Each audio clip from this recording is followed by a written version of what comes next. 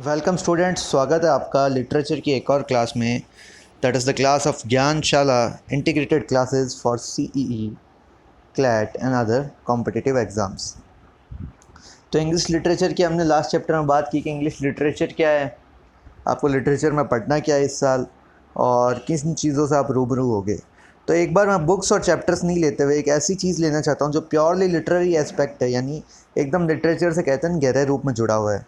वो है literary terms.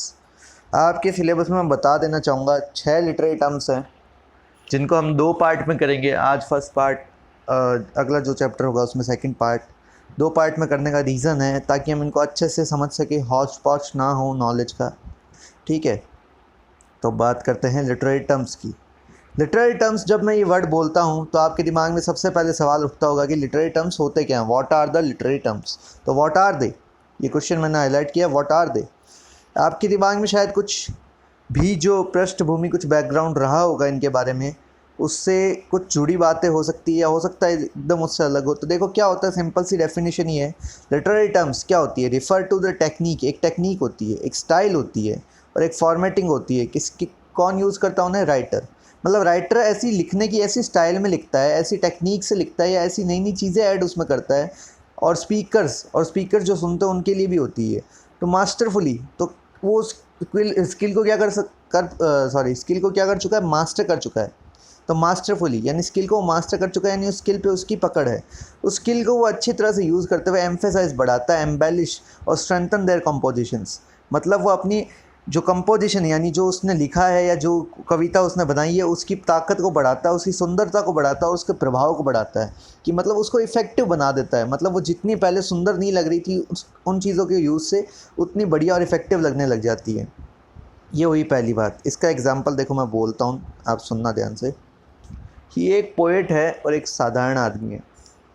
ठीक है, वो लिखता है कि सूरज सुबह उगा तो पक्षी सारे चहचहाने लग गए थे और पौधे भी अच्छी तरह से खिल गए थे। ये एक साधारण आदमी ने कहा। ठीक है, ब्यूटी इसने भी डिस्क्राइब की है। अब पोएट उसमें क्या डालेगा? लिटरेरी टर्म्स डालेगा उसको पोएटिक और बनाने के लिए। कैसे? कि sun was shining as a gem in my heart. कि सन ऐसे चमक रहा जैसे एक जो कोई जेम है, कोई डायमंड है, मेरे हृदय में आकर के चमक रहा हो। तो इसने यहाँ पे क्या यूज़ लिया? सिमिली और मेटाफॉर का यूज़ लिया, मतलब उसको एक उपमा दी। ठीक है, and the birds were singing. अब एक बात बताओ, लिटरली बर्ड्स क्या करते हैं? गाना थोड़ी गाते हैं, वो अपनी आवाज़ का यूज़ लेते हैं। तो इसने थोड़ा बहुत उनको पर्सन्स की क्वालिटी दी, ये पर्सोनिफिकेशन हो गया, मानव वाली उनको क्वालिटी दे दी ना। क्या सही में पक्षी गाना गाते हैं क्या अपनी तरह जैसे इंसान गाना गाते हैं सुर लेके? बिल्कुल नहीं, पर उनको वो क्वालिटी दे दी ना। फिर एक लाइन और वो बोलता है, and the flowers were dancing. कि फूल नाच रहे थे। अरे पौधे खिले हुए थे, उसको उसने कैसे लिख दिया? फ्लावर्स वर डांसिंग, फूल नाच रहे थे। क्या फूल सही में नाच सकते हैं? नहीं, पर उनको फिर एक इंसानों वाली क्वालिटी दे दी, पर्सोनिफिकेशन दे दिया, कि मतलब फूल इतने खिले हुए थे, ऐसा लग रहा था फूल डांस कर रहे हो, एकदम से एकदम खिल गए थे। तो ये होता है फ़र्क पोएट में और नॉर्मल इंसान में। ठीक है, और ये लिटरेरी टर्म्स का वो यूज़ करता है, तब जाके वो जो पोइट्री है उसकी वैल्यू बढ़ती है। ये तीनों चीज़ें होती है। ठीक है, अब लिटरेरी टर्म में ये छोटी छोटी टर्म के अलावा क्या है, कुछ ऐसी चीज़ें भी हैं जो पावरफुल फिगरेटिव लैंग्वेज, ऐसी लैंग्वेज है जो फिगरेटिव है, यानी फिगर है उस लैंग्वेज में। मतलब उस लैंग्वेज का मतलब और कुछ निकलता है, सिंपल सा वो लिखा हुआ कुछ और है और उस लैंग्वेज का मतलब और कुछ निकलता है। जैसे पन इसका बहुत बड़ी एग्जाम्पल है, मैं आगे समझाऊंगा पन क्या होता है। That writers use to summon emotional ranging from guilt to anger to bliss. मतलब ऐसा एक वर्ड लिख देते हैं जिससे साफ पता चल जाता है आपको कि उसको या तो गुस्सा आ रहा है या वो गिल्ट में, यानी उसको गलती महसूस हो रही है, ब्लिस, या वो बहुत ज़्यादा खुशी में है। अब वो ऐसे नहीं लिखते ही इज़ वेरी हैप्पी, ना ना ना ना ना ना, वो लिखते हैं he clapped his hands he clapped his hand again and again. ठीक है, तो वो बार बार तालियां बजा रहा था, मतलब वो बहुत खुश था। ठीक है, he started to chew his words, कि उसने अपने शब्दों को चबाना शुरू कर दिया, मतलब उसने अपने गुस्से को कंट्रोल किया, वो अपने गुस्से को बाहर नहीं निकलने दे रहा। तो ये लैंग्वेज ही तो हुई ना, वो सीधा तो ये बोल ही नहीं रहा कि वो बोल नहीं रहा कुछ और गुस्सा नहीं कर रहा। और allow us to see the world in a new and magical ways. तो इन चीज़ों को जब हम सीख जाएंगे और इन चीज़ों को खुद अपनी लैंग्वेज में यूज़ करना शुरू करेंगे, तो एक तो लोग आपसे प्रभावित होंगे कि यार योर पर्सनैलिटी हैज़ डेवलप्ड, आपकी पर्सनैलिटी काफ़ी डेवलप हो गई, आप बातों में कितनी बढ़िया वर्ड्स यूज़ करते हैं, या आपकी बातों की जो मतलब है वो कितने डीप होते हैं। और आपको भी वर्ल्ड में एक न्यू मैजिक दिखने लग जाएगा, वर्ल्ड को एक नए तरीके से देखने लग जाएंगे।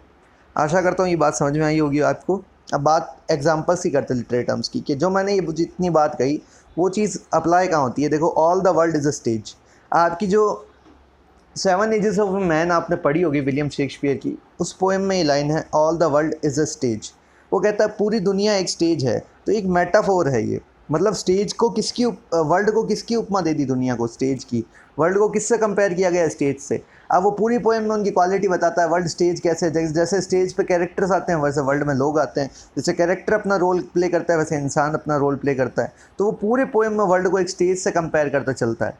तो वर्ल्ड को एक स्टेज की तरह मान लेना, जो कि असलियत में एक स्टेज नहीं है, पर उसको एक उपमा दे देना, ये मेटाफोर बताने का तरीका, ताकि आपकी दुनिया, आपके दिमाग में एक सेटिंग बन गई ना, एक चीज़ की पर्टिकुलर बेस बन गया कि भाई अब मैं दुनिया को एक स्टेज की तरह देख रहा हूँ। ये है वो मैजिक, कि आपको दुनिया अब सीधी स्टेज की तरह दिख रही है। I am so hungry I could eat a horse, ये होता है हाइपरबोल। है हाइपरबोल क्या होता है, देखिए, किसी चीज़ को बढ़ा चढ़ा के बोलना, इतना बढ़ा के चढ़ा के बोलना। सिंपल सी बात मैं कहूँ तो भाई, राई का पहाड़ बनाना। कैसे? वो कह रहा मैं इतना भूखा हूँ कि मैं तो पूरा एक घोड़ा खा जाऊँगा। कि ये पॉसिबल है ये चीज़? वो इंसान इतना वो भूखा हो सकता है वो एक हॉर्स खा जाए? पर वो एक कहने की बात है, वो बढ़ा चढ़ा के, मतलब मेरी भूख बहुत ज़्यादा है। एक तो वो कहता है I am very much hungry, कि मैं बहुत ज़्यादा भूखा हूँ। ये सिंपल सा लगता है, पर जब ये लाइन कहता है तो इसका इफेक्ट ही बहुत अलग पड़ता है। तो अगली बार जैसे आप भी यूज़ करें ना, तो जैसे आप कहे, जैसे आपको भी भूख लगी है तो आप ये लाइन यूज़ कर सकते हैं। इसके अलावा गुस्सा आने के लिए भी यूज़ कर सकते हैं कि I am so angry I would melt the steel, कि मेरे को इतना गुस्सा है कि मैं स्टील भी पिघला दूंगा। क्या सही में कोई इंसान को इतना गुस्सा हो सकता है? पर वो बताना चाहता है मेरा टेम्परेचर इतना बढ़ गया है गुस्से से। तो ऐसे वर्ड्स यूज़ करो ताकि आपकी लैंग्वेज में एक इफ़ेक्ट आए, ठीक है। उसके बाद Kathy creates crazy and chaotic chants. अब इसमें देखो, के जो क का साउंड है ना, हिंदी का अपना क का साउंड, ठीक है, उसकी कितनी बार रिपीटेशन हो रही है। ये चीज़ हम हिंदी में क्या कहते हैं, इसको अलंकार। तो ये अलंकार है, अनुप्रास कहते हैं मेरे ख्याल से। Kathy creates crazy and chaotic chants. तो ये इंग्लिश में भाई इसका क्या यूज़ है, एलिट्रेशन, जो इसको अलंकार कहा आपने ना अनुप्रास, इसका इंग्लिश में क्या यूज़ है? एक आप बोलते हो Kathy does crazy and horrible chants, ठीक है, ये सिंपल सी बात हो गई। पर जब ये ऐसे क की जो साउंड आती है, के की, उससे क्या होता है, एक म्यूज़िक मिलता है, इसको एक राइम मिलती है गाने में, जो पोएम को गाने में आसानी होती है। और जितनी पोएम गाई जाएगी उतनी पॉपुलर होगी और उतनी बढ़िया तरीके से समझी जाएगी।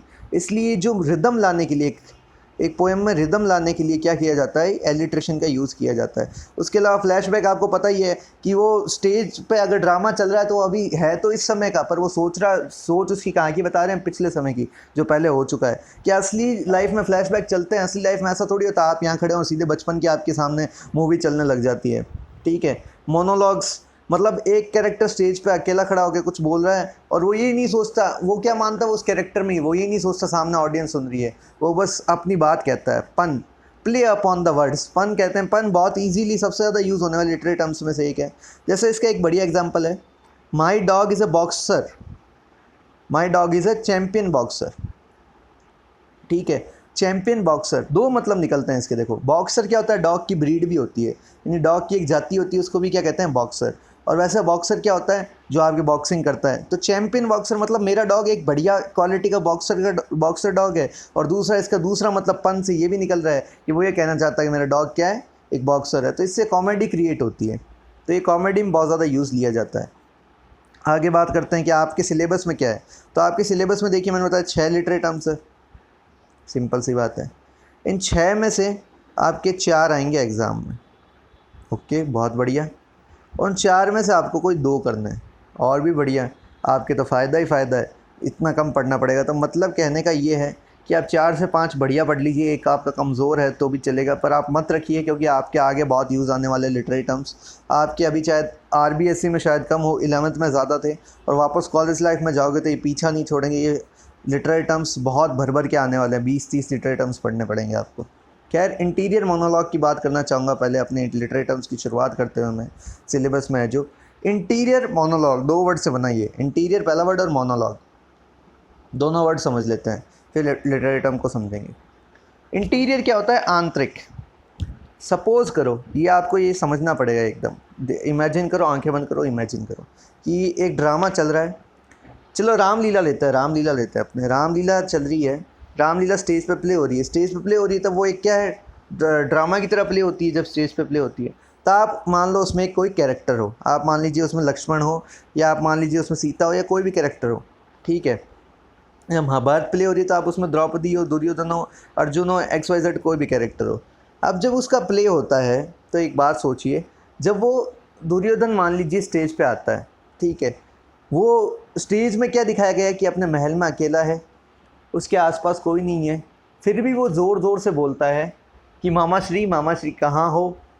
मैं आज एक बात कहना चाहता हूँ कि मैं अर्जुन और उनको अपनी भूमि नहीं लेने दूंगा। एक महाभारत का एग्जाम्पल लिया, इंग्लिश लिटरेचर में नहीं जाते, अपने कनेक्ट करते हैं अपनी इंडियन लिटरेचर से, ठीक है, ये सिंपल सी बात है। ये था मोनोलॉग।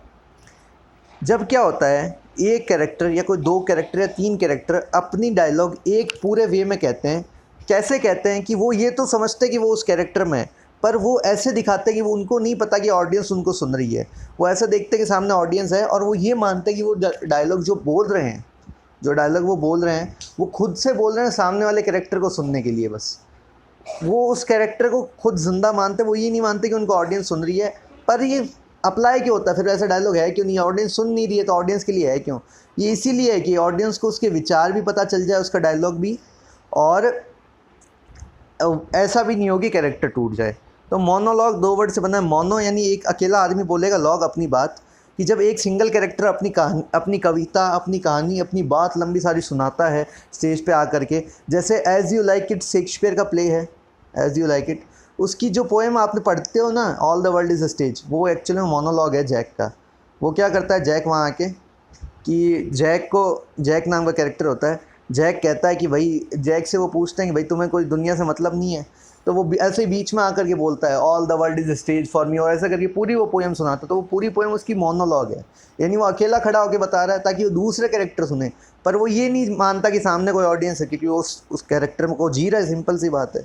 तो वो वाली बात है, वो होता है मोनोलॉग। अब इंटीरियर मोनोलॉग क्या होता है, ये क्या भला आ गई, कि जब कोई बात कोई कैरेक्टर मन में सोचता है, ठीक है, अब वो कैरेक्टर उस बात को मन में सोच रहा है, पर ऑडियंस को तो बतानी पड़ेगी ना क्या चल रही है बात, तभी तो वो फिल्म जीवित होगी। जैसे आप कई बार फिल्म या टीवी शो में नहीं देखते, आप मूवीज़ में और टीवी शोज़ में देखते होंगे, वो कुछ ऐसे खड़ी खड़ी सोच रही होती है और पीछे से आवाज़ आ रही होती है बैकग्राउंड में, उसका मुंह नहीं हिलता, इसको जाल में फंसाना पड़ेगा या इससे पैसे ऐंठने पड़ेंगे, ऐसे पीछे से आवाज़ आती है, वो होता है इंटीरियर मोनोलॉग।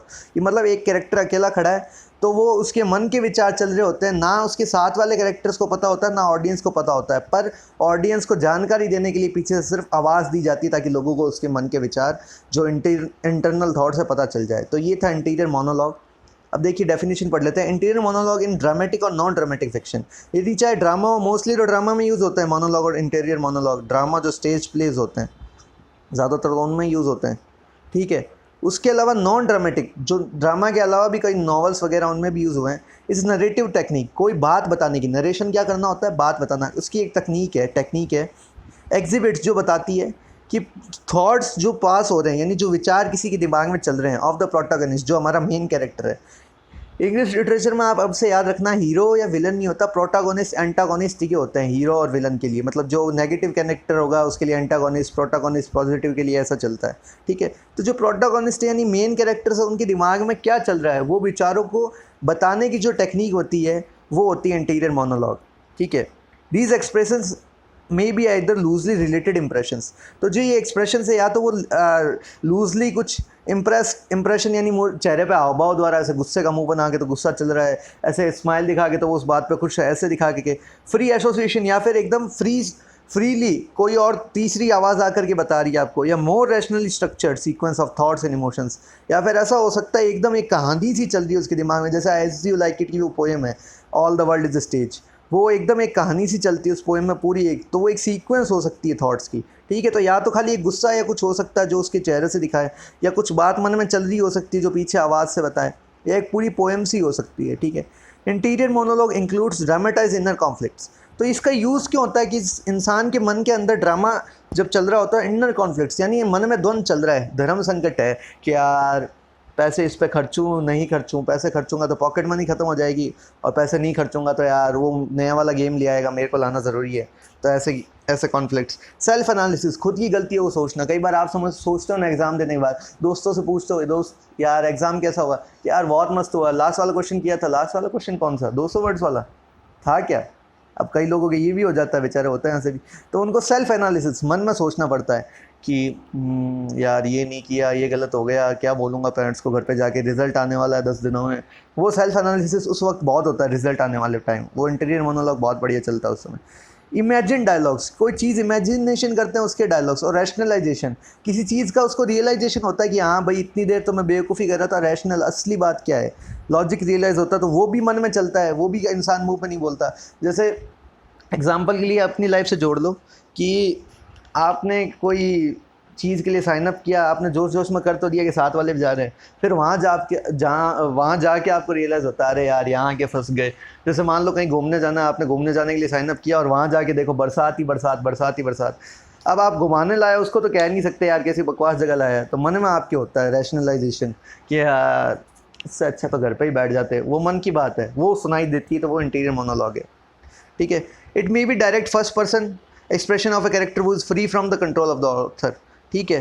तो ये तो क्या हो सकता है, या तो डायरेक्ट क्या होता है फर्स्ट पर्सन, यानी खुद इंसान की आवाज़ निकल सकती है, फर्स्ट पर्सन में बोल सकता है, यानी खुद इंसान की आवाज़ से, उस कैरेक्टर की आवाज़ से निकलती है, जो ऑथर का उस पर कोई कंट्रोल नहीं होता, यानी ऑथर ने उसके लिए कुछ नहीं लिखा होता, उस इंसान की जो मन की भाव है वो डायलॉग के रूप में निकल रहे होते हैं पीछे से। It may also be third person treatment that begins with the phrase such as he thought, या फिर ऐसा हो सकता है पूरे ड्रामा का, पूरी कहानी का एक नरेटर है, जैसे आओ बच्चों तुम्हें सुनाऊं कोई कहानी, जैसे होता है ना कि एक नरेटर पूरे बच्चों को कहानी सुना रहा होता है, तो वो फिर वो कहता है कि इतने में रवि ने सोचा कि क्यों ना अगर वो स्कूल चला जाता तो वो इस क्लास को पास कर लेता। तो रवि ने ये बात सोची है मन में, पर ये बात बता रहा कौन है, तीसरा आदमी, तो ही थॉट ऐसे करके शुरू करता है। द टर्म इंटीरियर मोनोलॉग, ये चीज़ आप स्ट्रीम ऑफ कॉन्शियसनेस भी आपके सिलेबस में है, तो इसके साथ ही पढ़ोगे आप कि टर्म इंटीरियर मोनोलॉग हमेशा किसके साथ यूज़ की जाती है, स्ट्रीम ऑफ कॉन्शियसनेस। स्ट्रीम का मतलब होता है धारा, कॉन्शियसनेस मतलब आपके मन में जो विचार है उनकी जो धारा चलती है उसको स्ट्रीम ऑफ कॉन्शियसनेस कहते हैं। But while an interior monologue में mirror all the half thoughts, impressions, associations that impinge upon the characters consciousness.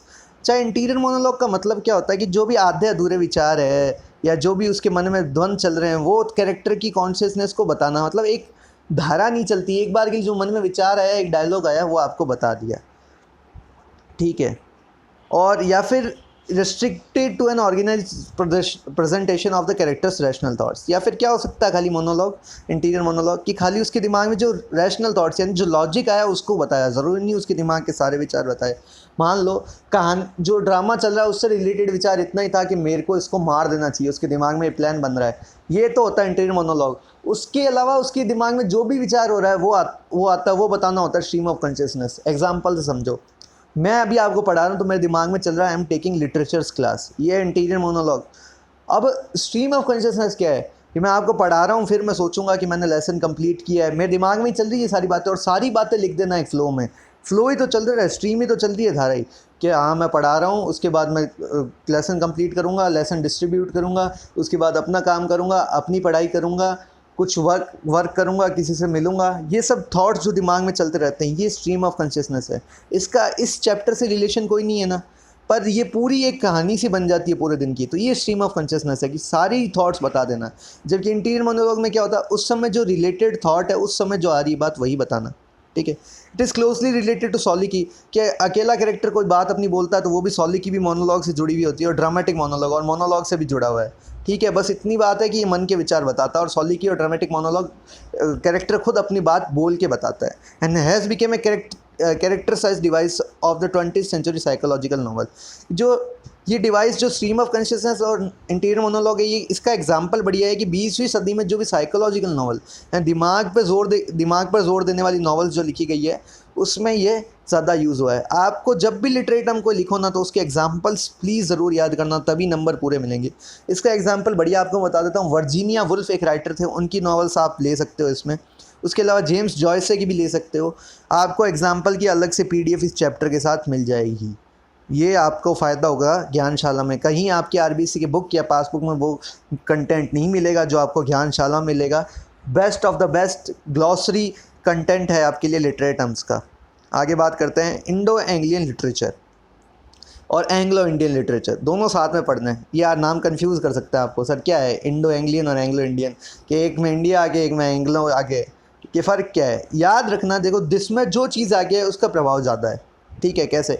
Indo Anglian literature और the Indian English literature. Indo यानी इंडियन एंग्लियन यानी English, literature is a specific term, ये term किसको दी जाती है, refers to the works of the writers in India और write in English, ठीक है, जिसमें जो चीज़ आगे है वो उस चीज़ का राइटर है। ध्यान से सुनना कि इंडो एंग्लियन लिटरेचर यानी इंडिया का राइटर है और एंग्लियन यानी इंग्लिश में वो लिखता है। तो ये टर्म उन राइटर्स को दी जाती है जो इंडिया के होकर के इंग्लिश में लिखते हैं और उनका जो लिटरेचर उसको क्या कहा जाता है, इंडो एंग्लियन लिटरेचर।